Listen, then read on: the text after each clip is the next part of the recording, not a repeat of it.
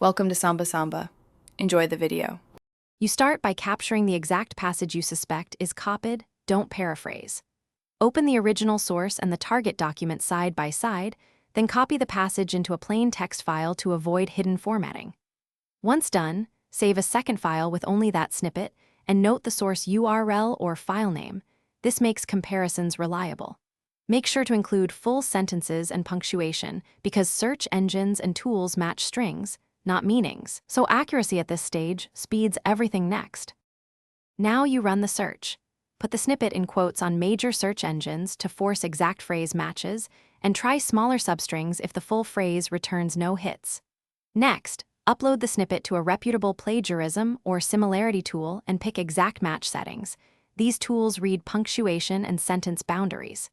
Meanwhile, perform local disk searches or use an indexing tool to compare across your files. Once those results come back, you'll have candidate matches to verify manually. When you have candidate matches, manually compare them. Look for identical punctuation, unique phrases, and structural edits to confirm copying. Then check timestamps, file metadata, and cached or archived pages to determine who published first. This establishes origin. If you find nothing, don't stop. Run the snippet through OCR if it may be in an image or PDF, shorten or expand quoted phrases, and repeat searches. If tools fail, troubleshooting is often about varying the match length and format until a hit appears. Thanks for watching. Consider subscribing if we helped you.